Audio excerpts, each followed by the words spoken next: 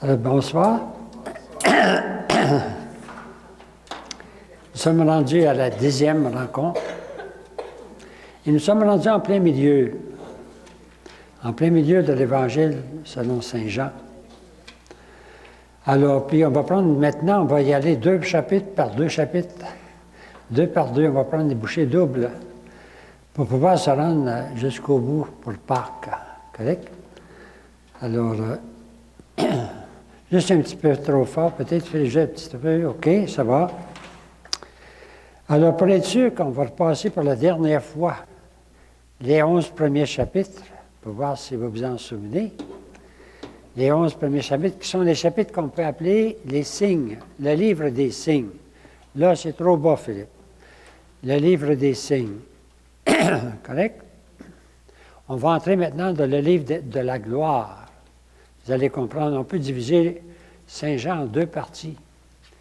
Du livre chapitre 2 au chapitre 11, on peut appeler ça le livre des signes. Et de 12 jusqu'à la fin, le livre de la gloire. Alors, vous allez entendre parler davantage de la gloire. Vous vous souvenez qu'à Cana, on disait que c'était le premier signe. Hein? Jésus a fait le premier signe. Alors, le livre des signes, c'est le signe, c'est le livre des miracles, on pourrait dire, où Jésus va... c'est une façon de dire miracle pour Saint Jean, de dire des signes. Je les repasse rapidement. C'est la dernière fois, là. Correct? Vous vous souvenez du premier chapitre? J'avais mis devant vous une icône. Au commencement était le Verbe, et le Verbe se fait chair. Alors, le Seigneur qui va se révéler tout au long de Saint Jean. C'est Jésus mystérieux qui se révèle tout au long de Saint Jean. Très différent des autres évangiles. Tout est centré sur Jésus. Saint Jean, on peut dire, tout est centré sur Jésus. De temps en temps, il parle de nous autres, mais centré sur Jésus, sa personne qui se révèle peu à peu. Vous vous souvenez de ça? Le chapitre 2, c'était... Chapitre 2, c'est... Vous ne le voyez pas? Oui. C'est Cana, les noces de Cana. Ça commence par des noces. Le chapitre 3, c'était Nicodème. Alors, la entrevue avec Nicodème le soir. Le chapitre 4, c'était la Samaritaine. Alors, le chapitre 5,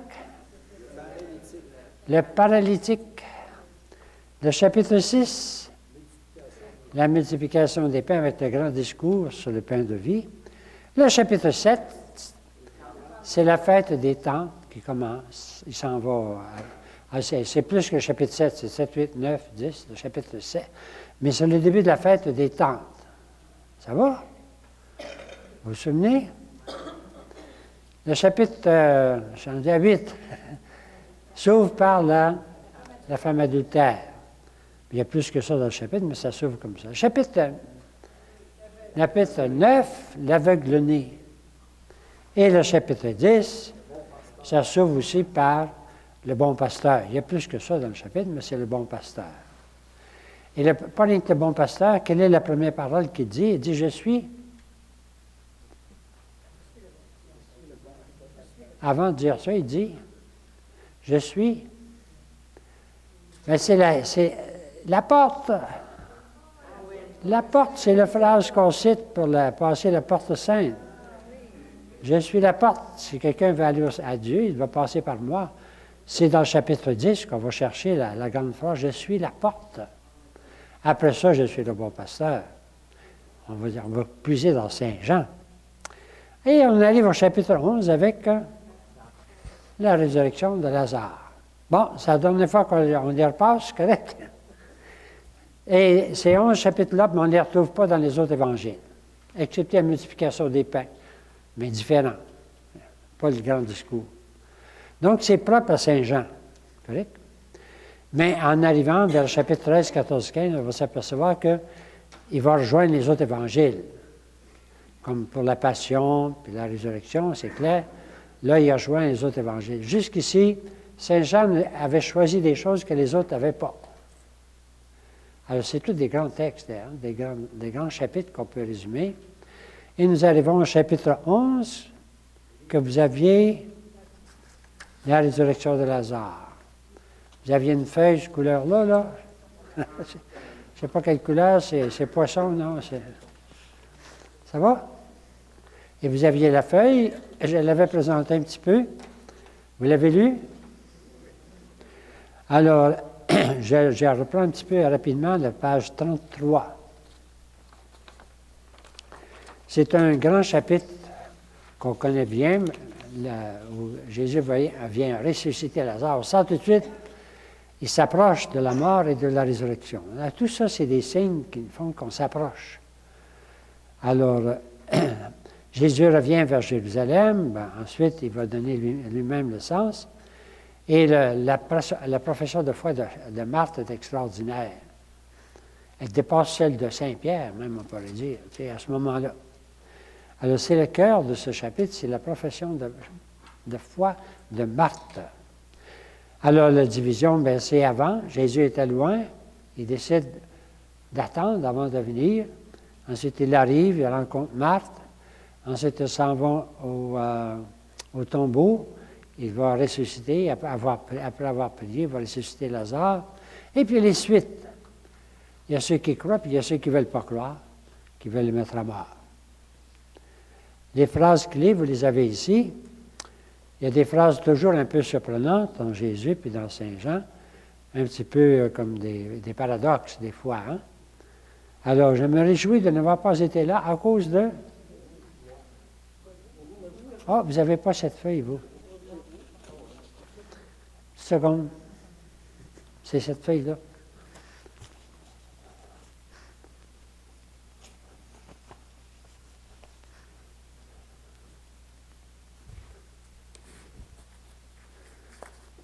Bon, il faut que je la trouve. 33, 34, 35, 36, c'est ça? Alors, les phrases à compléter sont là, c'est pas compliqué. Je me réjouis de me porter là à cause de vous pour que vous croyez. Alors, tout est pour la foi des disciples. Je dis tout est centré sur Jésus, mais c'est pour la foi des disciples, tout le temps. Thomas dit, allons-y et nous, nous mourrons avec lui. Nous mourrons avec lui.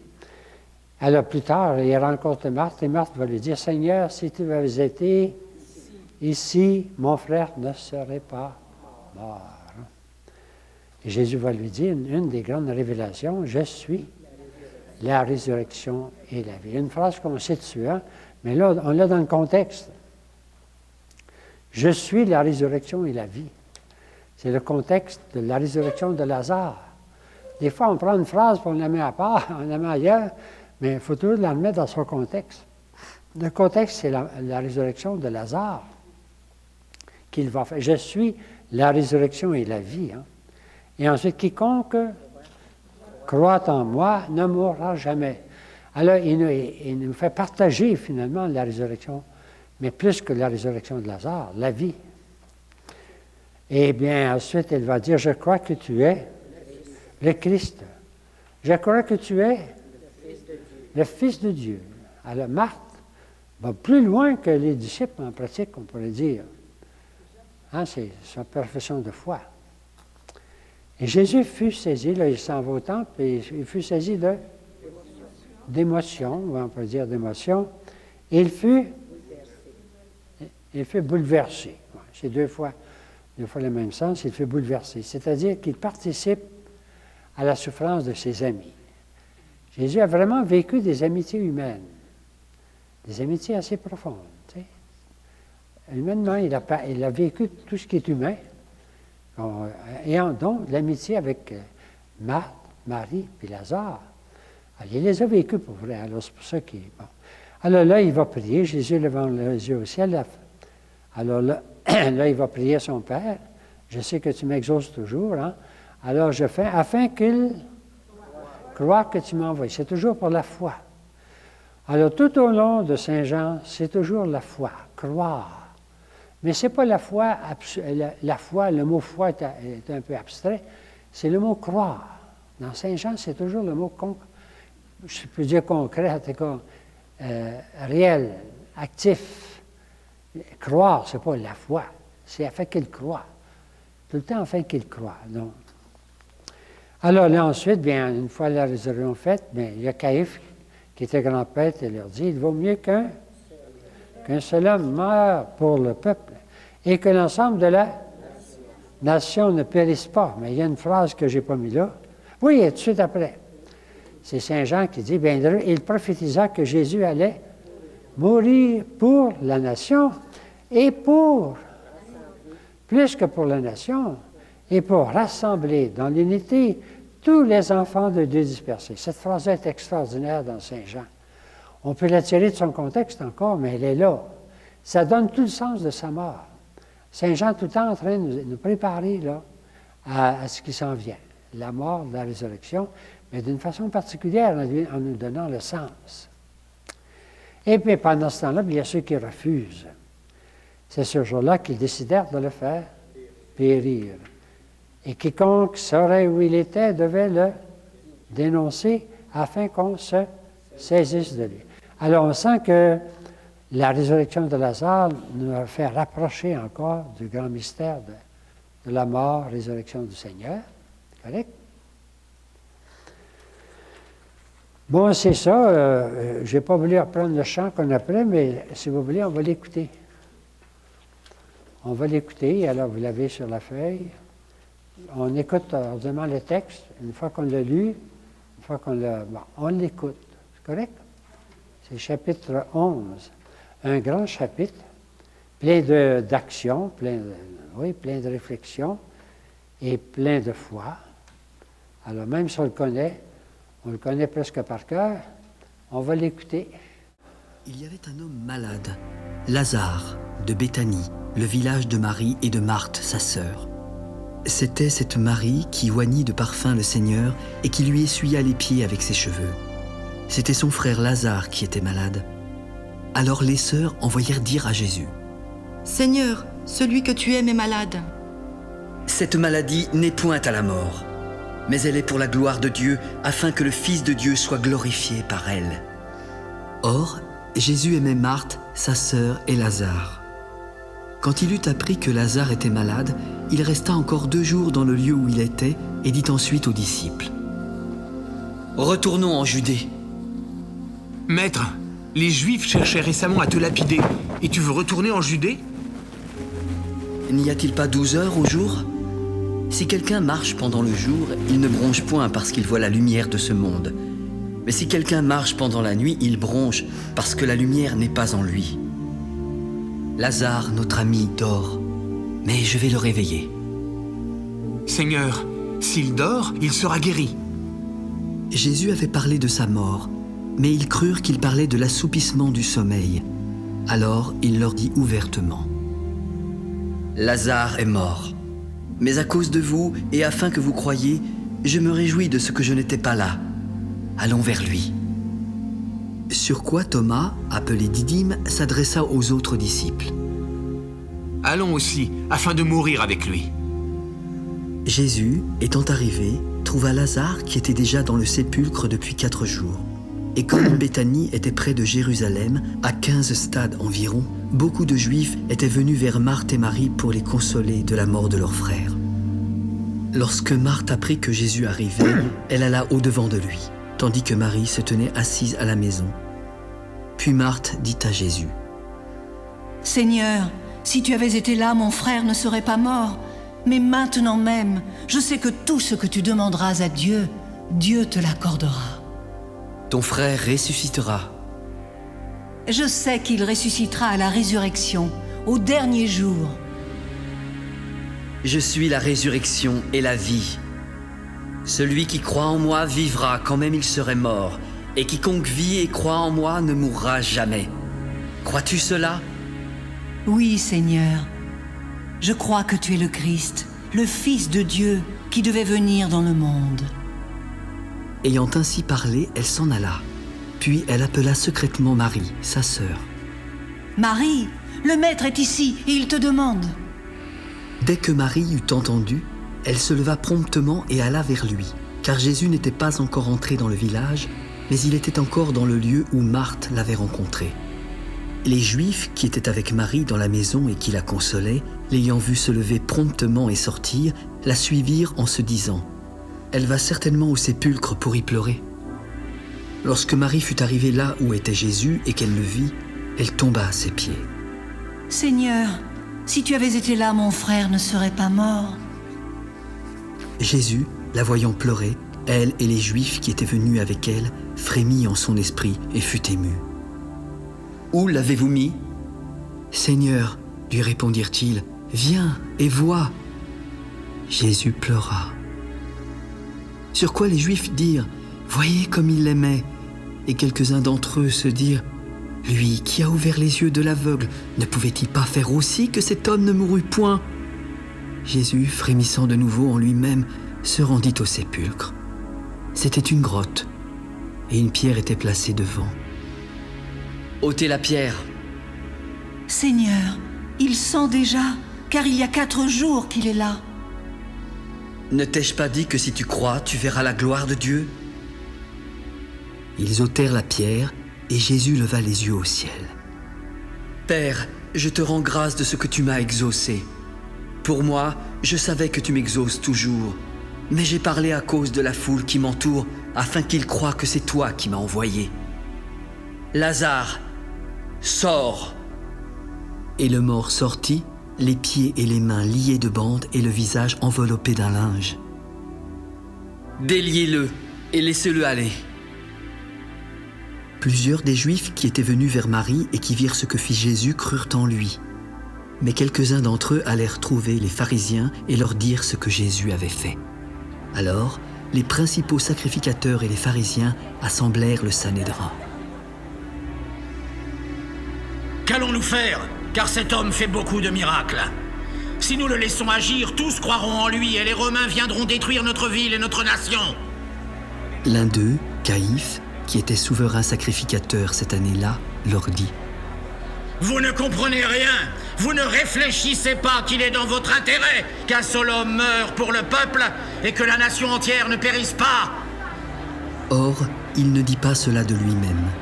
Mais étant souverain sacrificateur cette année-là, il prophétisa que Jésus devait mourir pour la nation. Et ce n'était pas pour la nation seulement, c'était aussi afin de réunir en un seul corps les enfants de Dieu dispersés. Dès ce jour, ils résolurent de le faire mourir. C'est pourquoi Jésus ne se montra plus ouvertement parmi les Juifs. Il se retira dans la contrée voisine du désert, dans une ville appelée Éphraïm, afin d'y demeurer avec ses disciples. La Pâque des Juifs était proche, et beaucoup de gens du pays montèrent à Jérusalem avant la Pâque pour se purifier. Ils cherchaient Jésus et se disaient les uns aux autres dans le temple, « Qu'en pensez-vous?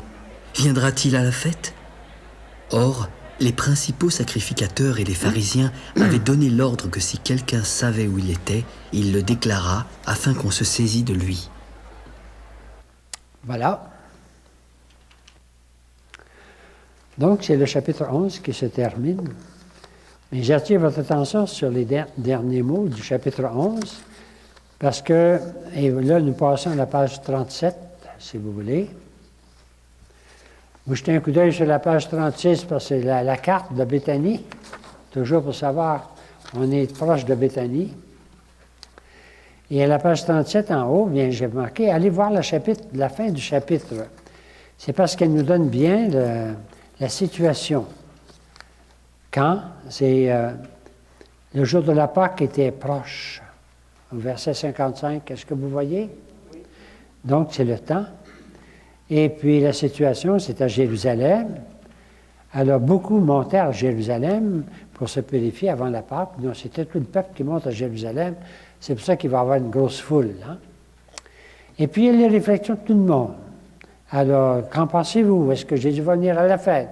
On sent toutes les murmures qui se passent un peu dans la foule. Et puis, en même temps, les grands prêtres qui, eux, alors, décident qu'on le dénonce parce qu'ils veulent l'arrêter. C'est toute cette situation-là qui est à la fin du chapitre 11. Ça va? Mais alors, maintenant, nous passons à la page 37. Au chapitre 12. J'ai dit qu'on allait à 2 chapitres par 2 chapitres. Chapitre 12 est bien spécial. Alors, c'est la fin de la première partie, vraiment. Et puis, on appelle ça au seuil de son heure, au seuil de l'heure. On est tout à fait juste avant l'heure. Mais ce n'est pas la mort, l'heure. C'est là où Jésus ne parlera plus à la foule, mais il va se renfermer avec ses disciples à la scène. Puis ça, dans Saint Jean, ça va durer 5 chapitres. Mais c'est son heure qui est arrivée. Alors, donc, on est au seuil de l'heure. Il y a eu tous les signes, il y a eu la guérison de l'aveugle-né, il y a eu la résurrection de Lazare, il y a toutes sortes de choses qui font qu'on s'est approché, mais là, on arrive tout proche. On appelle ça au seuil. Il y a 3 éléments dans ce chapitre. Alors, l'onction à Béthanie, on est toujours à Béthanie. On ne sait pas si c'était exactement tout de suite à la suite. L'entrée à Jérusalem. Et là, tous les évangiles se rejoignent. Tout le monde raconte l'entrée à Jérusalem. Mais Saint Jean va ajouter un dernier discours public. Alors donc, c'est les 3 parties du chapitre 12. Je reviens sur votre feuille, c'est correct? Je l'explique un petit peu. Le drame se resserre. L'heure approche. Tout parle de mort et de vie. C'est la fin des apparitions publiques. Après cela, Jésus sera seul avec ses disciples. Il y a un triple moment, le Béthanie, l'entrée à Jérusalem, puis le dernier discours aux disciples, si on pourrait dire. Et Jésus lui-même va donner le vrai sens de sa mort et inviter ses disciples à le suivre. On entre dans l'Évangile avec Saint Jean. On est disciples du Seigneur. Eh bien, il nous invite à le suivre. C'est pour ça que je vous invite à vivre le carême cette année avec Saint Jean. C'est l'année de la miséricorde, donc il y en a qui disent qu'on devrait lire Saint Luc, mais nous autres, on étudie Saint Jean. Correct? Alors, c'est l'entrée à Jérusalem ensuite, et puis un dernier discours. Jésus va donner le vrai sens de sa mort et inviter ses disciples à le suivre, et les choix se font. Il y a ceux qui suivent, puis il y a ceux qui, non seulement qui refusent, mais il y a même Judas. Et le personnage le plus, je ne sais pas trop comment dire, le plus triste qui est là. Et puis, son rôle est marqué en Judas, finalement, qui va le livrer. Alors, il y en a beaucoup question de Judas qui va le livrer. Alors, nous entrons profondément dans le mystère de la mort et de la résurrection de Jésus. Déjà au chapitre 12, on est au seuil. Ça va pour ça? On va l'écouter lui aussi, si vous voulez. Et parce que vous pourrez compléter la feuille à mesure vous-même. Il y a 3 parties à Béthanie. Alors, j'ai une petite note sur votre feuille. Remarquez les précisions. C'est quand, c'est quoi, c'est où, avec qui, Marthe et Marie, les gestes, les paroles. Alors, tout est plein de symboles. Entre autres, on connaît le geste de Marie. On vient d'en parler, d'ailleurs, Saint Jean vient d'en parler. C'est elle qui a versé du parfum sur les pieds de Jésus et les a essuyés avec ses cheveux. Sur les pieds de Jésus. Ce n'est pas du tout comme dans Saint Luc, au chapitre 7, je pense, où il y a un personnage de la ville qui vient puis qui pleure sur les pieds de Jésus. Alors, ce n'est pas du tout la même chose. Alors là, c'est Marie. L'onction à Béthanie. Alors, le parfum est à la fois symbole en sa qualité et à sa quantité. Nous autres, ça ne nous dit pas grand-chose, mais si vous lisez les notes, c'est un parfum de grande qualité, puis en quantité. Ça fait penser un petit peu à Cana. Le vin en quantité, puis le vin en la qualité. Alors, c'est toujours des symboles. Bon, et Jésus lui-même va en donner le sens. On va aller en 3 parties. Béthanie, l'entrée à Jérusalem, puis le discours aux disciples. J'ai mis des notes en bas de la page, correct?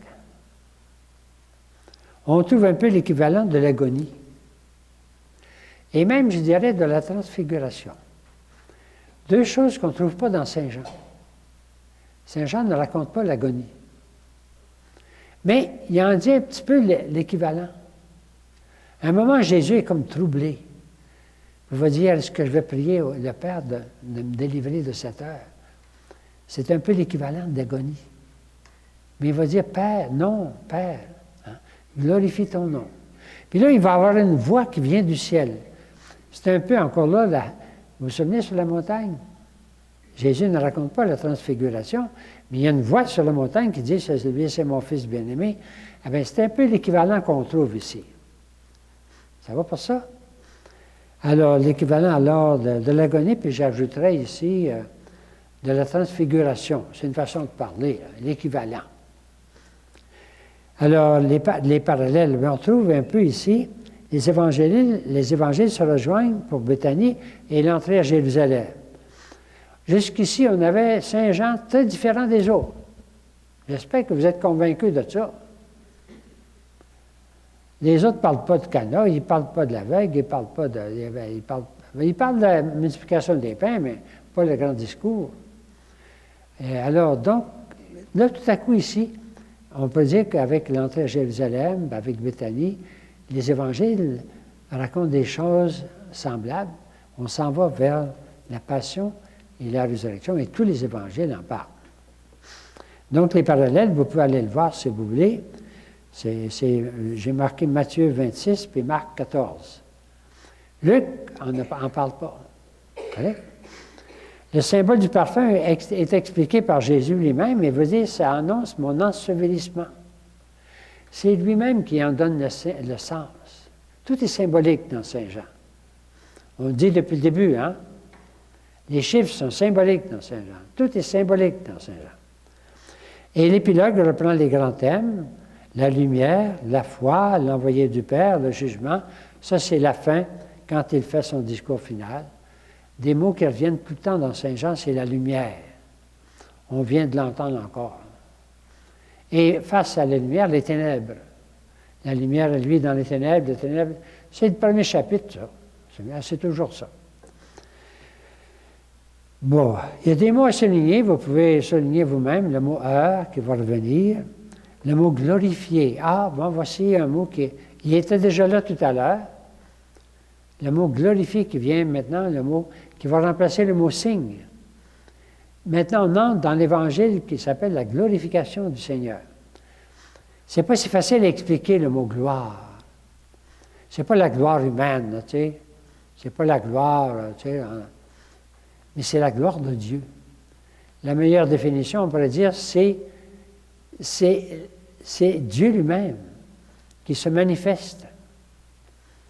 Alors, Dieu lui-même qui se manifeste, c'est la gloire de Dieu.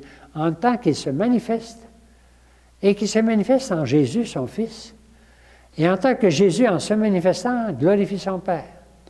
C'est toute la gloire de Dieu, c'est Dieu lui-même qui se manifeste dans le grand mystère de la mort et de la résurrection. Hein?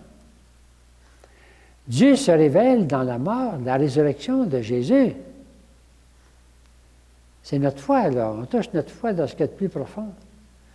Dieu se révèle dans la mort de Jésus. Et puis, il se glorifie dans la mort de Jésus.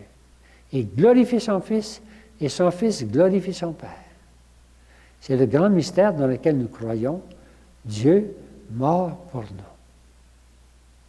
Alors, on va le toucher avec Saint Jean constamment. Alors, ce qui fait que tout à l'heure, quand on va commencer à voir comment la passion de chez Saint Jean, c'est très différent de chez les autres, parce que lui, la passion, elle est glorieuse. Elle est glorieuse dans ce sens-là. C'est Jésus qui décide. C'est Jésus qui domine. C'est Jésus qui donne sa vie. On l'a déjà vu. Personne ne m'enlève la vie, c'est moi qui la donne. Alors, il y a le mot lumière, il y a le mot servir, et par opposition, il y a le monde. Le monde qui refuse. Et le prince du monde, c'est Satan, qui va être jeté dehors. Alors, tous ces mots-là, vous pouvez les souligner tout en relisant le texte. Et les phrases majeures à noter, je les mets tout de suite. Parce que c'est des phrases majeures. On les cite souvent. Comme tout à l'heure, on citait souvent, hein? Il y a des phrases qu'on a remarquées tout à l'heure qu'on cite souvent en dehors du contexte. Je suis la résurrection et la vie. Celui qui croit en moi vivra éternellement. Mais c'est dans ce contexte-là. Là, il y a une autre phrase, il faut le mettre dans ce contexte. Si le grain de vigne ne meurt pas, il ne donne pas de fruits. Mais s'il meurt et donne beaucoup de fruits, alors c'est le grand symbole de la mort de Jésus. Jésus qui va mourir pour donner du fruit. Alors c'est lui qui emploie cette comparaison-là, hein? Une phrase majeure, mais il faut tout le temps la mettre à cet endroit-là. Le deuxième, c'est la glorification dans la volonté du Père. Lui, il se glorifie en faisant la volonté du Père. Tout au long de Saint Jean, je ne suis pas venu pour faire ma volonté, mais la volonté du Père. La croix, qui est là aussi, est un autre texte qui est majeur. Quand je serai élevé de terre, j'attirerai tout à moi. Une phrase extraordinaire. C'est tout en annonçant. On annonce, on s'approche, on est au seuil et on dit des phrases. Jésus va dire des phrases qui nous donnent déjà le sens de ce qui s'en vient. Et le mot lumière qui est répété constamment. Et Jésus qui se dit tout le temps, l'envoyé du Père. C'est des choses à souligner à mesure qu'on va l'écouter et qu'on va l'entendre, qu'on va le lire. Donc, nous sommes rendus au chapitre 12. C'est le seuil, et c'est en même temps, comment dirais-je, c'est la fin. La fin de la première partie. Après ça, Jésus va entrer à la dernière scène avec ses disciples. Donc, c'est vraiment la fin et le seuil de ce qui s'en vient. Et le seuil est en 3 moments, l'onction à Béthanie, l'entrée à Jérusalem et le dernier discours public. Alors, vous avez la page 37, 38, 39. J'ai décidé de vous donner les pages en entier maintenant pour que vous puissiez faire votre carême. J'ai dit, pendant le carême, ça c'est l'occasion de relire et de méditer ces textes. Alors, vous avez même, on verra tout à l'heure, page 40-41, c'est correct. On prend des grosses bouchées, mais, correct, on les a préparées, hein, on les a préparées. Alors, vous pouvez suivre 2 feuilles en même temps. La feuille à compléter ou la feuille du texte qui est de l'autre côté. Si c'est trop compliqué, faites-vous-en pas, vous avez le temps de le faire par vous-même après. On suit la page 37-38. Philippe, ça va? Chapitre 12. Ça commence par 6 jours avant la Pâque. On s'approche de la Pâque. Vous vous souvenez, dans le calendrier là, que je vous avais donné, on s'approche de la dernière Pâque. Hein? On n'est plus dans le mois de janvier, on n'est plus à la fête du tabernacle, on s'approche de Pâques. 6 jours avant la Pâque. Et puis, Jésus vint à Béthanie. On ne sait pas si c'est le lendemain ou si Saint Jean ne dit pas tout, là, mais on est encore à Béthanie, où habitait Lazare, qu'il avait réveillé d'entre les morts. Donc, il y a le lien avec ce qui vient de faire. On ne sait pas si c'est le lendemain ou pas, mais on s'approche. 6 jours avant la Pâque, à Béthanie, et on donnait un repas en l'honneur de Jésus. Et tout le temps, Marie faisait le service, Marthe, excusez, comme on voit déjà dans Saint-Luc, à un autre moment, tout à fait différent, où Marthe fait le service, puis Marie est au pied de Jésus. Bon, c'est peut-être une allusion à ça, mais ce n'est pas le même moment. Là, on s'approche 6 jours avant la Pâque. Et Lazare était parmi les convives avec Jésus. Voilà l'entrée. On l'écoute. Chapitre 12.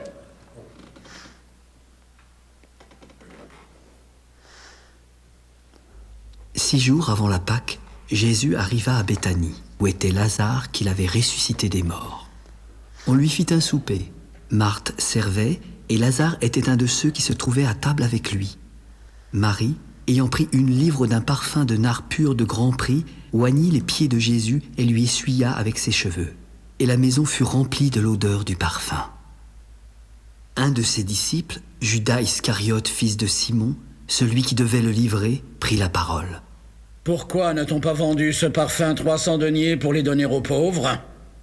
Il disait cela non car il se mit en peine des pauvres, mais parce qu'il était voleur et que, tenant la bourse, il prenait ce qu'on y mettait. Laisse-la garder ce parfum pour le jour de ma sépulture. Vous avez toujours les pauvres avec vous, mais vous ne m'avez pas toujours. Une grande multitude de Juifs apprirent que Jésus était à Béthanie.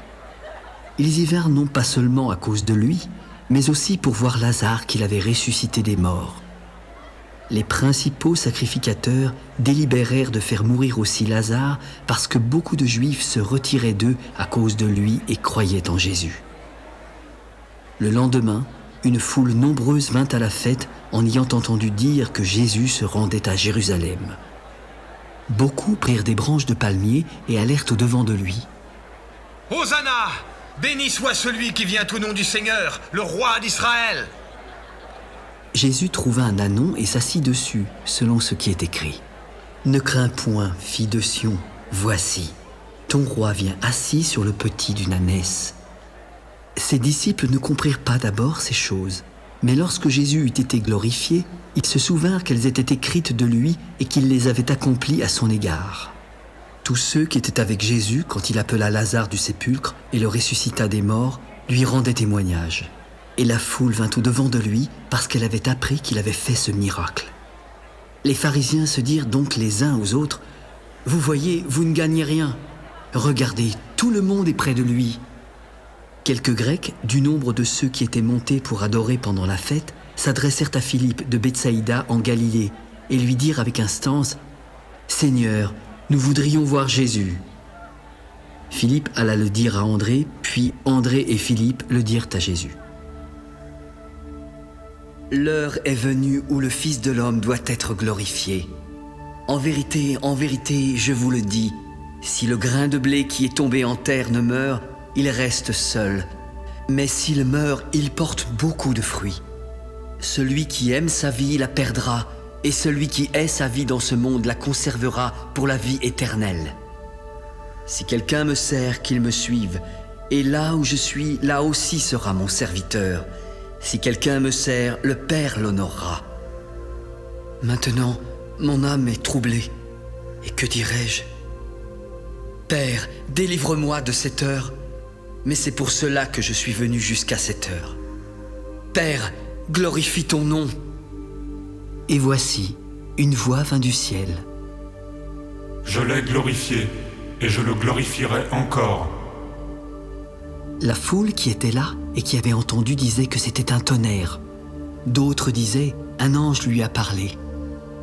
Ce n'est pas à cause de moi que cette voix s'est fait entendre, mais c'est à cause de vous. Maintenant a lieu le jugement de ce monde. Maintenant, le prince de ce monde sera jeté dehors. Et moi, quand j'aurai été élevé de la terre, j'attirerai tous les hommes à moi. En parlant ainsi, il indiquait de quelle mort il devait mourir. Et la foule le questionna. « Nous avons appris par la loi que le Christ demeure éternellement. Comment donc peux-tu dire « Il faut que le Fils de l'homme soit élevé » ? Et qui est ce Fils de l'homme ? La lumière est encore pour un peu de temps au milieu de vous. Marchez pendant que vous avez la lumière, afin que les ténèbres ne vous surprennent pas. Celui qui marche dans les ténèbres ne sait pas où il va. Pendant que vous avez la lumière, croyez en la lumière, afin que vous soyez des enfants de lumière. Jésus dit ces choses, puis s'en alla et se cacha loin d'eux. Et voilà. On est rendu au seuil. Ça fait beaucoup à écouter, mais je pense qu'il fallait écouter les 2 chapitres pour ensuite être capable de nous introduire au chapitre 13. Alors, je vous invite à vous reposer une minute avant d'entrer dans le chapitre 13, qui est à la page 40. Ça va? Alors, je vais prendre rapidement avec vous le chapitre 12, ici, sur l'écran. Alors, je l'avais préparé là, simplement pour remarquer des choses principales. Jésus leur déclare, « L'heure est venue où le Fils de l'homme doit être glorifié. » Les 2 mots importants, c'est l'heure et glorifié. Ça va revenir le mot glorifié tout le temps, correct? Et l'heure, on sait que mon heure n'était pas là. Dans Cana, le Seigneur dit mon heure n'était pas là, mais là, l'heure est venue, où le Fils de l'homme doit être glorifié. Tout le sens de la mort et de la glorification de Jésus est dans son heure. Et là, et c'est là qu'il dit la phrase, Amen, je vous le dis, si le grain de blé tombé à terre ne meurt pas, il reste seul, mais s'il meurt, il porte beaucoup de fruits. Et puis, il nous l'applique. Qui aime sa vie, la paix, qui s'en détache en ce monde, la gardera pour la vie éternelle. Ah, c'est une loi fondamentale. Si on s'attache trop à la vie, on va la perdre. Mais celui qui s'en détache, la gardera pour la vie éternelle. C'est à méditer pas mal, hein? C'est-à-dire qu'on est à la suite de Jésus. Si quelqu'un veut me servir, qu'il me suive, et là où moi où je suis, là aussi sera mon serviteur. Alors, tout le mystère de Jésus, c'est un peu notre mystère à nous autres. On entre dedans. Et c'est là qu'il va dire, mon âme est bouleversée. Que vais-je dire? Père, sauve-moi de cette heure. Mais non, c'est pour cela que je suis parvenu à cette heure-ci. Père, glorifie ton nom. Alors, c'est à 5-6 fois qu'on voit le mot glorifier, c'est correct? On est passé de la partie des signes, pendant dans la partie de la gloire. Alors du ciel vient une voix qui disait, je l'ai glorifié et je le glorifierai encore. Et le maintenant, un mot très fort dans Jésus, on va le revoir tout à l'heure. Maintenant, le prince de ce monde va être jeté dehors. Et maintenant, comme moi, quand j'aurai été élevé de terre, j'attirerai à moi tous les hommes.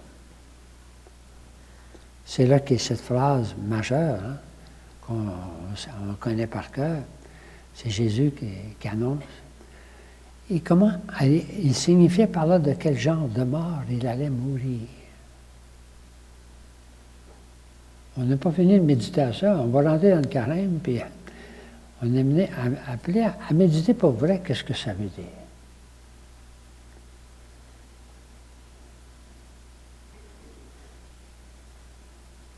Jésus aurait pu mourir d'une belle mort dans son lit, hein? Mais ça n'aurait plus de sens. C'est pas la même chose du tout. On n'aurait plus le sens de sa mort. De quel genre de mort il allait mourir? On entre dans un mystère, hein? C'est un mystère d'amour. Alors là, et ensuite, il nous parle, marchez tant que vous avez la lumière, parce que les ténèbres, afin que les ténèbres ne vous arrêtent pas. C'est tout le temps le même mystère dans Jésus, les lumières, puis la lumière, puis les ténèbres. Croyez en la lumière, vous serez alors des fils de lumière. Alors ce mot lumière qui est symbolique, puis qui revient constamment, tout au long dès le prologue, hein? La lumière était lui dans le monde l'a refusé alors. Et puis il les quitta, il se cacha loin d'eux. Il se cache. Correct? Et c'est là qu'on arrive au chapitre 13. Alors, je vous ai fait une feuille d'introduction au chapitre 13. On ne l'écoutera pas celui-là tout de suite, mais je vous invite à le lire. La semaine prochaine, Carême commence mercredi le 10. Oh, ça commence vite. Et puis, d'après moi, c'est comme une invitation. Là, on est rendu là. Coudonc, pendant le Carême, je pourrais vivre avec le Seigneur. C'est chapitres 13, 14, 15, 16, 17, extraordinaire de Saint Jean, avec ses disciples. Alors, avec ses disciples.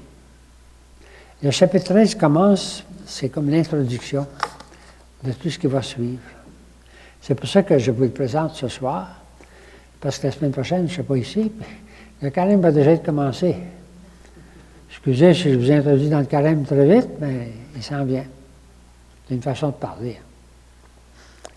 Alors, vous avez au chapitre, à la page 40, la fin de la première partie des signes se termine au chapitre 12, verset 37. Quoiqu'il ait opéré devant eux tant de signes, ils ne croyaient pas en lui. C'est la fin de la partie des signes. C'est la dernière phrase. Alors, le début du chapitre 13, c'est l'entrée dans la deuxième partie. Alors là, Jésus entre. Alors pour ça, bien, j'ai fait si ça ne fait rien, on va quitter l'Évangile selon Saint Jean. Comment Saint Luc présente ça, je trouve que c'est très beau. Saint Jean ne présente pas de même. Mais dans Saint Luc, il y a deux choses qu'on ne trouve pas dans Saint Jean. Les préparatifs de la Pâque, vous savez, aller préparer la Pâque, puis tout ça, là. Mais on ne voit pas ça dans Saint Jean. Et l'institution de l'Eucharistie, on ne voit pas ça dans Saint Jean. Alors, Saint Jean a sa façon de nous présenter tout le reste. Mais dans une phrase de Saint Luc qui est très forte, que j'aime beaucoup, « J'ai tellement désiré manger cette Pâque avec vous avant de souffrir. » C'est dans l'Évangile selon Saint Luc, mais ça pourrait être très bien dans l'Évangile selon Saint Jean. Mais Saint Jean le dit autrement. C'était pour ça que je trouvais qu'il fallait citer ici cette belle phrase de Saint Luc. Puis une autre partie de Saint Luc, c'est l'institution de l'Eucharistie. Jésus prit du pain, après avoir rendu grâce, il le rompit et le donna en disant « Ceci est mon corps donné pour vous, faites ceci en mémoire de moi. » On ne trouve pas ça dans Saint Jean. On va trouver d'autres choses. Et pour la coupe, il fit de même après le repas en disant « Cette coupe est la nouvelle alliance en mon sang versé pour vous. » C'est ce qu'on dit à l'Eucharistie, nous autres, tous les jours. L'alliance nouvelle et éternelle qui sera versée pour vous et pour la multitude en rémission des péchés. Alors, là, après un petit excursus chez Saint-Luc, je reviens à Saint-Jean. J'espère que ce n'est pas trop compliqué, mais je trouvais que Saint-Jean, c'est très beau, hein? Alors, qu'est-ce qu'on va trouver dans Saint-Luc? Au Cénacle. Le chapitre 13, 14, 15, 16, 17. C'est tout au Cénacle. Si vous allez en Terre Sainte, on va vous monter la salle du Cénacle. Je suppose être là, en tout cas. Je ne sais pas si vous l'avez vu. Ouais. Alors, il y a une introduction. Et ensuite, il y a un geste qu'on connaît tous et qu'on fait tous les jeudis saints. Jésus qui lave les pieds de ses disciples. Et puis ensuite, il y a la sortie de Judas.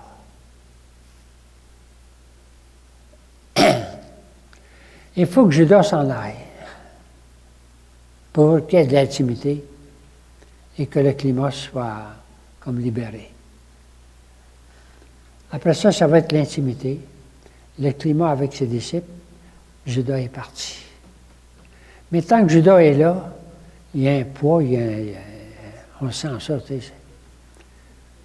Alors, même s'il lave les pieds de ses disciples, il faut que Judas sorte. C'est comme ça que c'est bâti, chapitre 13. L'introduction est extraordinaire ici. Ce n'est pas la même que Saint-Luc. Correct? Mais ça commence comme ça. Bon, j'ai mis une image, il y en a beaucoup, hein? Avant la fête de la Pâque. Là, on est la veille. Jésus, sachant que son heure était venue, il va définir son heure. C'est une phrase très solennelle. C'est une phrase très solennelle, comme j'ai marqué ici, le ton solennel d'une grande phrase pour une heure solennelle. Avant la fête de la Pâque, Jésus, sachant que son heure était venue, l'heure de passer de ce monde au Père, c'est ça son heure. Lui qui avait aimé les siens qui sont dans le monde, les aima jusqu'à l'extrême. Il y a plusieurs façons de traduire ça. Il les aima jusqu'au bout. Il les aima au surplus de l'amour. C'est ça que ça veut dire. Lui qui avait déjà aimé les siens, il les aime jusqu'au bout. Alors l'amour nous donne le sens de tout ce qu'il va vivre. Lui qui avait déjà aimé, il va les aimer jusqu'à l'extrême. Alors maintenant, tous les gestes de Jésus vont compter au cours d'un repas. Alors que déjà le diable avait jeté au cœur de Judas Iscariote, fils de Simon, la pensée de le livrer. On aimerait bien sauter par-dessus, mais on ne peut pas. Alors que déjà le diable avait jeté au cœur de Judas Iscariote, le fils de Simon, la pensée de le livrer. Ce n'est pas la première fois qu'on fait allusion à Judas. Hein? Tout à l'heure, vous avez vu, c'est lui qui voulait dire qu'on devrait vendre ce parfum-là pour les pauvres. Puis, alors Saint Jean dit que ce n'était pas pour les pauvres, c'est parce qu'il était voleur. Judas apparaît tout. Bon. Alors, j'apprends la grande phrase, hein? Avant la fête de la Pâque, Jésus, sachant que son heure était venue, l'heure de passer de ce monde au Père. Lui qui avait aimé les siens qui sont dans le monde, les aima jusqu'à l'extrême. Alors, au cours d'un repas, alors que déjà le diable avait jeté au cœur de Judas Iscariote la pensée de le livrer, Jésus, sachant, il le sait, hein, que le Père a remis toutes choses entre ses mains, qu'il est sorti de Dieu et qu'il va vers Dieu. Voyez-vous le solennel de cette grande phrase? Et bien maintenant, tous les gestes de Jésus, il se lève de table. Il dépose son manteau. Dans Saint Jean, tout est symbolique. C'est moi qui dépose ma vie, comme il dit ailleurs. C'est moi qui vais là. Il prend un linge dont il se ceint. Il verse ensuite de l'eau dans un bassin. Tous les gestes de Jésus, hein, on les a le jeudi saint. Mais souvent, on ne met pas tout le contexte, il faut tout le contexte de ça. Puis il commence à laver les pieds des disciples et à les essuyer avec le linge dont il est saint. Tous les gestes sont marqués, tous les petits gestes de Jésus. N'oubliez pas que Jésus, n'oubliez pas le contexte, hein? Avant la fête de la Pâque, Jésus, sachant que son heure était venue, l'heure de passer de ce monde au Père, lui qui avait aimé les saints qui sont dans le monde, les aima jusqu'à l'extrême. Ah, il va en donner un signe. Jésus, sachant que le Père a tout remis entre ses mains, qu'il est sorti de Dieu, qu'il va vers Dieu, eh bien là, même tous les gens, il se lève de table, dépose son manteau, prend un linge dont il se ceint, il verse ensuite de l'eau dans un bassin, il commence à laver les pieds de ses disciples et à les essuyer avec le linge dont il était ceint. On ne peut pas prendre juste des gestes, il faut se mettre dans le grand contexte. Bon, on connaît le reste. Je n'ai pas tout mis ici, là. Il arrive à Saint-Pierre, puis Saint-Pierre qui ne veut pas, puis... Parce que c'est un geste d'esclave que Jésus fait. Et même pas un esclave, même pas un juif esclave, un esclave étranger. S'abaisser pour laver les pieds, c'était un geste d'esclave. Impossible pour Saint-Pierre d'accepter ça. Mais Jésus va lui dire, si tu n'acceptes pas, tu n'auras pas part avec moi. Puis là, Saint-Pierre, ben, lave-moi tout entier. Non, c'est pas nécessaire. Alors, on connaît bien le dialogue avec Saint-Pierre, hein? Mais en même temps, il va dire, vous n'êtes pas tous purs. Et là, il va annoncer. Alors, je reviens sur votre feuille, donc. Le début, c'est un ton solennel, une grande phrase. Le geste qui symbolise le don de sa vie. Et tout à coup, le rôle et le départ de Judas. Il faut que Judas s'en aille. Il faut qu'il libère l'âme. On connaît ça, nous autres, hein, des fois. Il y a une personne là, puis on ne peut pas être entre nous autres, c'est très humain, ça, là. Hein? On ne peut pas être entre nous autres parce qu'il y en a un, là, qui... Hein, il n'y a pas avec nous autres. Mais là, c'est beaucoup plus fort que juste cet humain-là. C'est que Judas va sortir. Alors là, il va leur dire, c'est un exemple que je vous ai donné, ce que j'ai fait pour vous, faites-le vous aussi. C'est plus qu'un exemple à laver les pieds. C'est le don de sa vie. Il faut le prendre avec toute sa force. Et nous arrivons ici, alors je connais ceux que j'ai choisis, mais afin que s'accomplisse l'Écriture. Celui qui mangeait le pain avec moi, contre moi, a levé le talon, c'est dans le prophète. En vérité, je vous le dis, l'un d'entre vous va me livrer. Jésus le sait, sachant, c'est mis 2 fois sachant. Il le sait. Et le disciple que Jésus aimait, c'est Saint Jean, se pencha alors vers la poitrine de Jésus et lui dit, « Qui est-ce, Seigneur? » Je passe quelques phrases, hein, je vais simplement, correct? Je mets à l'écran simplement quelques phrases. Et Jésus va lui dire, c'est celui à qui je donnerai la bouchée que je vais tremper. Et c'est à ce moment-là que Satan entra en Judas. Et Jésus lui dit alors, ce que tu as à faire, fais-le vite. Les disciples ne comprennent pas parce qu'ils pensent que lui s'en va acheter quelque. Ils ne comprennent pas. Ils vont comprendre plus tard. Alors, qu'est-ce qui arrive? Quant à Judas, ayant pris la bouchée, il sortit immédiatement. Et Saint Jean nous dit, il faisait nuit. C'est les ténèbres. Il faisait nuit. Et dès que Judas fut sorti, l'atmosphère est changée. Jésus dit, maintenant, n'oubliez pas le maintenant de tout à l'heure, hein?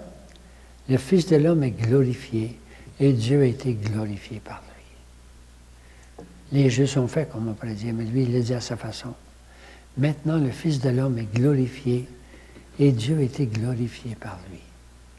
Il fallait que Judas parte pour que Jésus donne le vrai sens maintenant. Et puis là, il va se tourner vers ses disciples et il va dire, mes petits-enfants, mes petits-enfants, je ne suis plus avec vous que pour peu de temps. Et commence la grande partie, chapitre 13, 14, 15, 16, 17, hein, d'intimité avec le Seigneur. Alors, c'est un peu ça que je vous invite à lire, si vous avez le goût.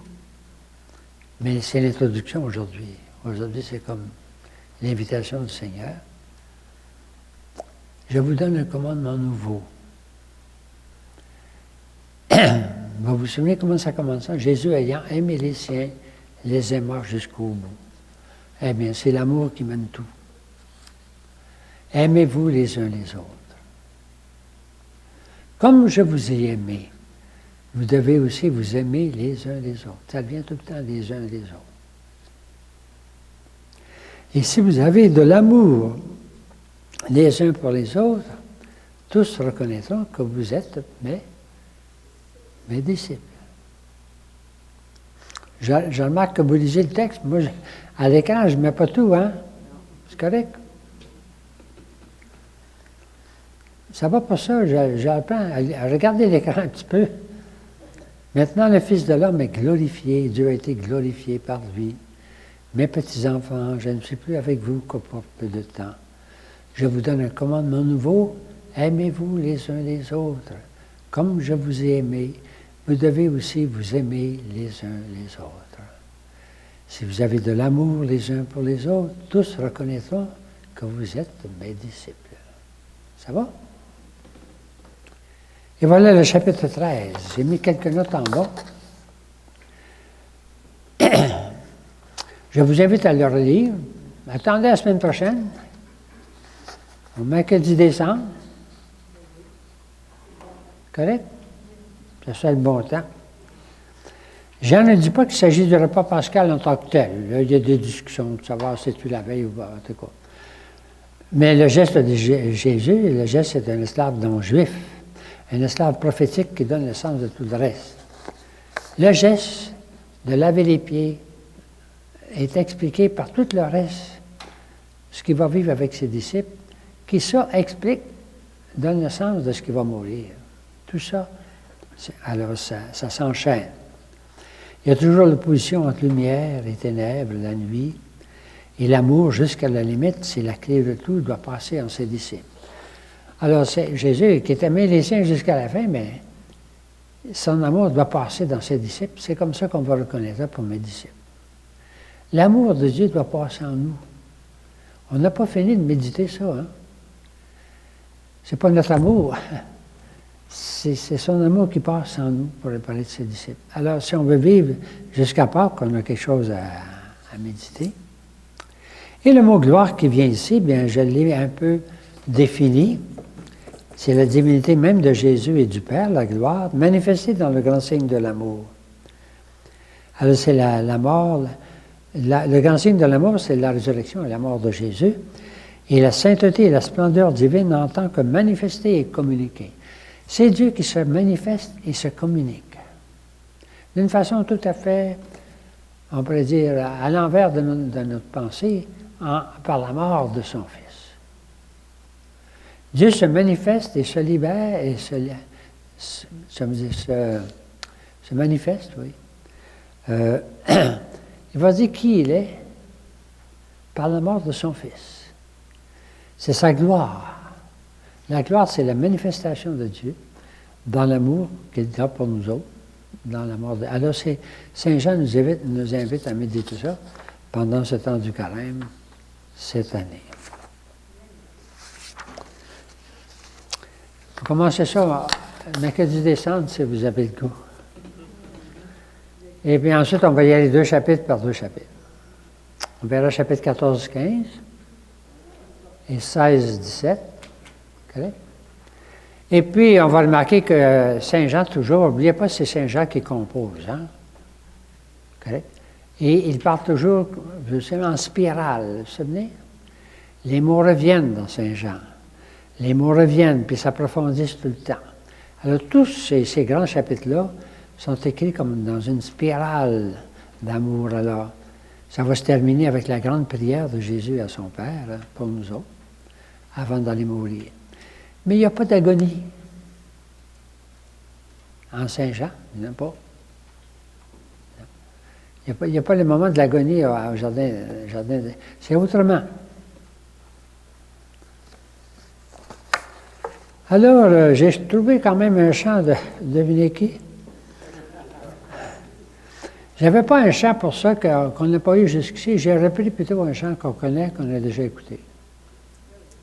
Correct? Pour entrer un peu dans l'esprit de... Alors, chacun des chapitres, on avait un chant de Patrick Richard. Si vous ne connaissez pas, les autres, ils connaissent pas mal. Alors, c'est un disque qui a beaucoup de beaux chants, puis là, ça s'appelle « Mes plus belles prières chantées ». C'est des prières. Puis là, celle qu'on va écouter maintenant, c'est celle... je le reprends ici, c'est Dieu qui cherche l'âme. On l'a déjà écouté au moment de Nicodème. Mais on va le reprendre ici. C'est comme Dieu qui nous invite. Il nous invite avec ses disciples. Et on avait dans Saint-Luc, j'ai désiré d'un grand désir manger cette Pâque avec vous. C'est le sens de Saint-Luc, puis c'est le sens de Saint-Jean. Mais Saint-Jean, c'est autrement. À quelques jours avant la Pâque, quand la Pâque fut arrivée, Jésus, sachant que son heure était venue, alors, il le sait, hein? Et puis, au cours d'un repas, c'est comme ça qu'il présente le repas. Il se lève de table, il lave les pieds, puis tout ça. Et puis il attend que Judas s'en aille. Puis ensuite, bien, il va entrer en intimité, en confidence, on pourrait dire, avec ses disciples, pendant 4 grands chapitres, sur lesquels nous allons revenir dans 2 autres rencontres.